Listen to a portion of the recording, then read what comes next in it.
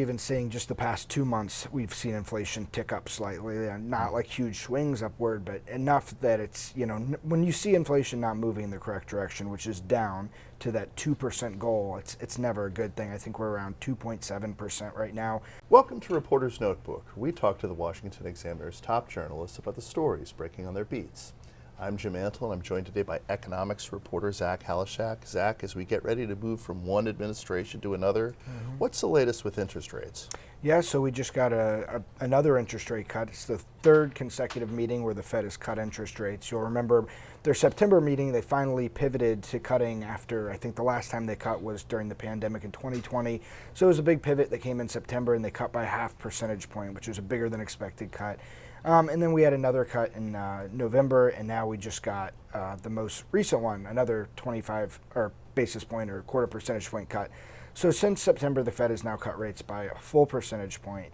Obviously, that's being reflected in the short-term interest rates of the Fed, but it's not really showing up yet in the longer-term interest rates like we see on mortgages or like credit cards, stuff like that. And so it's I guess the feeling of relief the consumers are getting has not been as much as one might expect from a full percentage point cut. We'll see how that shakes out. But yeah, the Fed cut interest rates again, and they also signaled that there'll be fewer interest rate cuts in 2025. Back in September, the Fed was expecting somewhere like 4 rate cuts in the new year. Now they've decreased that down to about just 2 rate cuts. So maybe we'll see another 0.5 percentage point of rate cuts in 2025.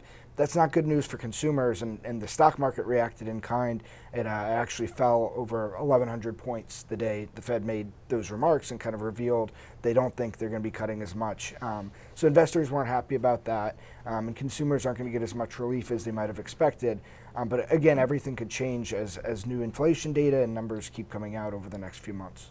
Right, because it seems that the concern is if they get too aggressive with the rate cutting and they haven't really fully vanquished inflation, that you could see inflation start to come roaring back. Yeah, and we're even seeing just the past 2 months, we've seen inflation tick up slightly, and not like huge swings upward, but enough that it's, when you see inflation not moving in the correct direction, which is down to that 2% goal, it's never a good thing. I think we're around 2.7% right now, up from a low of like 2.4% in September. So it's moving in the wrong direction recently.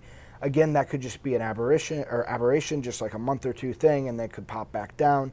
But the Fed won't really feel confident and continue to cut at a pretty kind of fast rate unless they see inflation falling back to that 2%.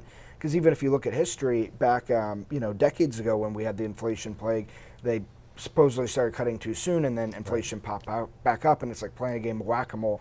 And that's the last thing the Fed wants, is another big surge in inflation. So on his way out the door, President Joe Biden, who was a 36-year veteran of Capitol Hill himself, has announced support for a major policy change involving members of Congress. What might that be? Yeah, so there's like this idea that's gained a lot of traction in recent years is stopping lawmakers from being able to, and their spouses and families, from being able to trade stock while they're in office. You see these viral posts of like Nancy Pelosi's stock holdings and how they've increased way more than the S&P 500, or there's several lawmakers who've seen like massive gains, and the claims are obviously that there's some insider trading going on. So there's been legislation that's been introduced in the House and in the Senate, has received bipartisan support, that would ban those, or essentially very much curtailed what you could trade as a publicly elected official in Congress. And so this week, Biden actually came out and endorsed that. Now, he never really has endorsed that throughout his entire term in office. Right. He was asked in 2022 about it, or Jen Psaki, as the press secretary, was asked about it, and she kind of deferred. She said, the president wants fairness, but he defers to leadership in Congress to make those decisions. So you saw him kind of as a lame duck president coming out and supporting this. But again, he really has no political capital now as an outgoing president. I don't think it really makes too much of a difference. Maybe just one last bit of revenge against Nancy Pelosi. That could be it. Yeah. So President Trump is returning to office. There's going to be a Republican Congress once again. The last time we had that combination, we got the Trump tax cuts. Yep. As luck would have it, the Trump tax cuts are now going to be up for renewal as we get a Republican Congress and a President Trump once again. Yep. But the path to passing them and renewing them and reauthorizing them is a little more complicated this time around, as you've written. What are the stumbling blocks? Yeah, I would say the biggest stumbling block. I was talking to Mike Kelly, who's a congressman from Pennsylvania, and he was around one of the few kind of who was around really negotiating in the weeds the first time in 2017 when this TCJ, the Tax Cuts and Jobs Act, was initially passed. That time around, they had a much bigger majority, so they could lose members if this member, XYZ doesn't like this one provision. They could say, I'm not voting for the package. I could go back to my constituents, say, I didn't vote for this because I, didn't support this item or provision in there. Mm-hmm. This time around, they only can afford to lose just a few votes. So it's basically trying to get a package that every single member is favorable for. And there's so many issues like SALT, the state and local tax deductions cap, so many divisive issues that you have some members demanding one thing and others demanding the complete opposite, that it's going to really be tough to thread the needle on this. And I think there's going to be a lot of late night discussions, a lot of just politicking more all around to get something passed. And it's going to be a long year for them in Congress. Right. When they capped the SALT deductions last time around, blue state Republicans weren't as important to the House Republican majority.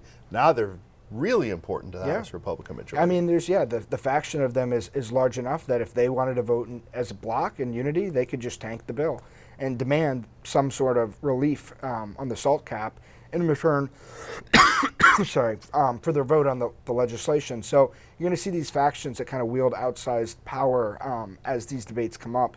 And it's going to be interesting to see how Johnson and others on Senate or in House leadership kind of are able to corral members and whip the votes needed to get this passed.